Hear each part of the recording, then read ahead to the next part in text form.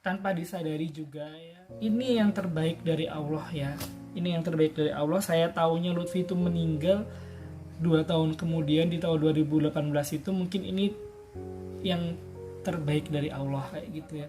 Karena di tahun 2018 itu saya juga kehilangan salah satu sahabat saya di perantauan, terutama di Repsol, remaja peduli sosial gitu, teman yang namanya Joko Ma'ruf gitu ya.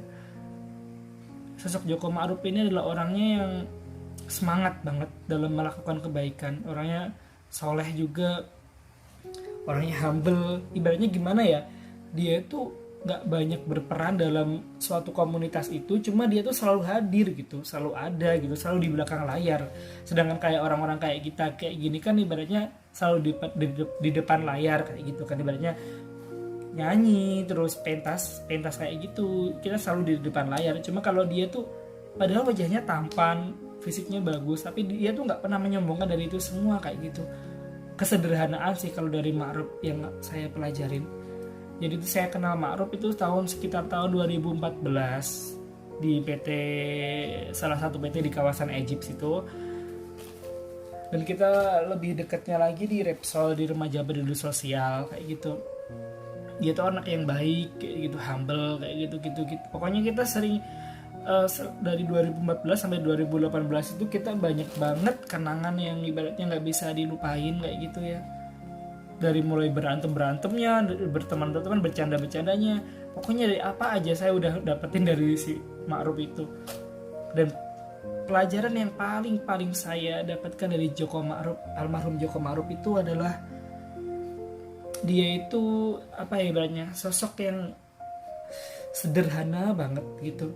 Jarang loh anak perantauan yang ibaratnya udah punya duit banyak, apalagi di PT yang waktu itu yang gede itu, tapi dia tetap sederhana, tetap rendah hati kayak gitu. Kayak dia tuh langka banget sih orang yang kayak gitu ya. Alhamdulillahnya saya tuh selalu dapetin orang-orang yang langka gitu, yang bisa deket sama saya. Sosok yang sabar banget, jarang marah. Cuma ya saya nyeselnya, saya kadang marah-marah sama dia karena dia kan kadang kalau diajak ngomong tuh nyambung gak nyambung. Nyambung sih, cuma dia tuh bingung balesnya kayak gimana. Kalau misalkan kita ngomong tuh dia balesnya kayak gimana, kalian pasti bisa gambarin lah. Ibaratnya sosok yang lugu, wajahnya tampan, mirip-mirip orang Korea kayak gitu, lugu kayak gitu. Kita tuh deket tuh karena dulu di Trans Studio waktu family gathering tuh sama Ma'ruf itu deket, itu satu bis. Terus kita ikut ziarah juga ke Cirebon, aku sama dia itu satu apa namanya, satu kursi bis kayak gitu. Dia juga main brotherhood juga sama kayak Lutfi tadi. Terus apa ya, nah pokoknya dia tuh menginspirasinya berbuat baik itu nggak perlu dipandang sama orang kayak gitu, cukup dia sama Allah yang tahu kayak gitu. Kalau dari Joko Ma'ruf kayak gitu. Nah itu pun mungkin nggak semua orang juga ya yang ibaratnya mau meninggal dikasih petanda-petanda kayak gitu. Walau alam sih ya. Pokoknya tuh tahun 2018 itu ya saya kehilangan banget Joko Ma'ruf. Bahkan sampai hari ini pun saya kadang masih terngiang-ngiang gitu, Joko Ma'ruf kayak gitu ya. Ya pokoknya Ma'ruf itu sekitar, kita kan kalau ibaratnya di Repsol remaja peduli sosial itu kan ada 1 bulan, kalau di bulan puasa itu kegiatannya full ya. Kalau minggu pertama pembagian takjil, terus minggu kedua apa sih, kataman Al-Quran apa ya, pokoknya lupa deh, pokoknya santunan. Terus pokoknya agenda terakhir di minggu ketiga ini adalah santunan apa, khatam Al-Quran penutupan itu.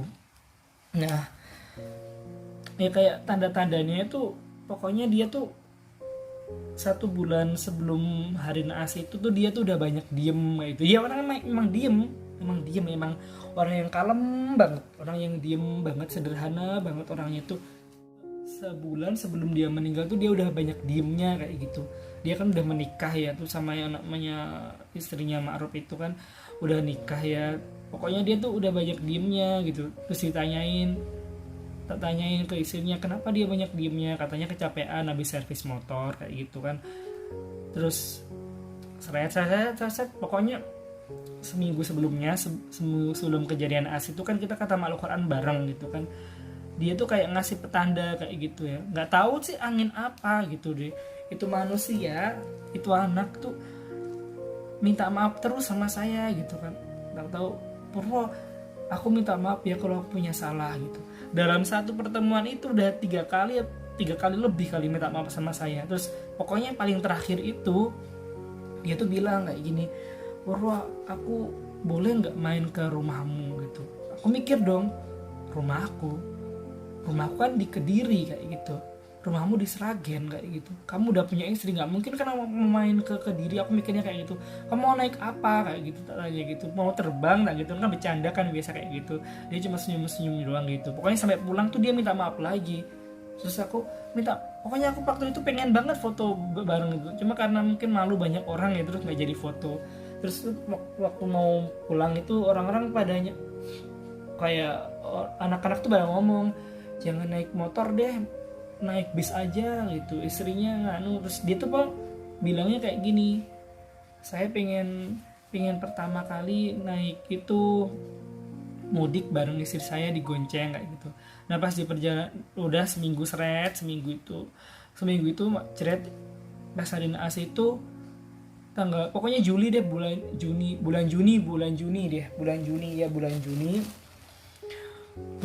itu kira-kira jam 10 malam itu, pokoknya Repsol Voice lagi kumpul, lagi buka bersama, terus niatnya mau sahur bersama. Itu ada kabar katanya Ma'ruf kecelakaan di mana itu, Indramayu pokoknya kecelakaan di itulah Indramayu kalau nggak salah itu. Pokoknya kecelakaan di situ ya, saya kira paling kecelakaan apa, dan saya kira Ma'ruf yang satunya kayak gitu, paling kecelakaan nggak apa-apa gitu. Terus nggak taunya jam 11 malam itu bilang orang-orang kalau dia udah kritis kayak gitu. Wah kritis gitu, kita udah bingung tuh, udah panik tuh. Repsol Voice mau datang ke nemenin itu istrinya di rumah sakitnya, itu takutnya ntar kejebak macet. Dan kita besoknya kan hari Senin itu, kalau nggak salah Senin deh besoknya. Oh ya, kalau kita kesananya Minggu berarti besoknya ke Senin kan. Dan itu suasana mudik Lebaran gitu. Dan ya, besoknya tuh orang-orang harus kerja kayak gitu kan. Terus itu si Ma'ruf katanya udah kritis gini. Katanya jam 3 jam 4 stabil lagi, alhamdulillah gitu, udah stabil lagi. Udah tuh kita pulang masing-masing sekitar jam berapa ya?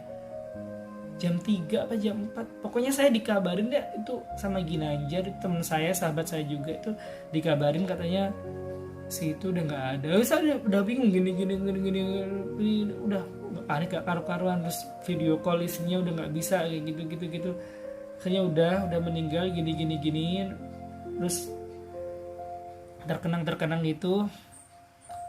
Nah ini yang ibaratnya cara dia komunikasi sama saya kayak gitu. Terus dia sering banget tuh teman-teman mimpiin saya gitu. Mimpinya baik-baik sih, bagus-bagus. Kalau orang baik mungkin mimpinya bagus-bagus ya. Pokoknya dia mimpiin saya terus kayak gitu. Pokoknya terakhir sampai saya bisa menyampaikan pesan dia ke istrinya itu saya digiring ke Jogja dulu. Sampai Jogja digiring ke Sragen gitu. Saya nyampein langsung ke istrinya. Saya cuma nyampein kalau si almarhum Ma'ruf itu pengen didoain kayak gitu, pengen disekar gitu katanya. Kayak gitu, pengennya kayak gitu doang sih. Terus akhirnya kan udah gitu. Terus akhirnya saya terakhir itu dimimpiin itu dia tuh pakai baju biru, terus mukanya terang gitu. Jadi saya pas waktu terakhir mimpi ketemu Ma'ruf itu, saya pas waktu itu terakhir kali yang kemarin itu belum mimpi lagi sih, pengen dimimpiin lagi sih. Pokoknya saya ibaratnya ngelihat dia tuh mukanya udah terang gitu. Terus pakai baju apa sih namanya tuh, baju koko kayak gitu. Pokoknya dia milih-milih baju. Terus kita mau rencananya itu Repsol mau berangkat kondangan bareng-bareng kayak gitu. Dicerita mimpinya itu kayak gitu alurnya. Terus akhirnya Ma'ruf milih baju warna biru, pokoknya muka dia terang banget gitu. Itu mungkin tanda-tandanya dia komunikasi sama kita bahwa dia udah enak di alam sana. Wallahu alam sih ya.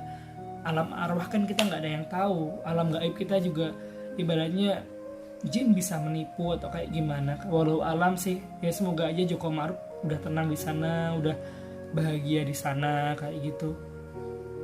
Berharap sih suatu saat bisa menemukan teman yang baik lagi seperti Joko Ma'ruf kayak gitu, sama kayak Lutfi juga kayak gitu.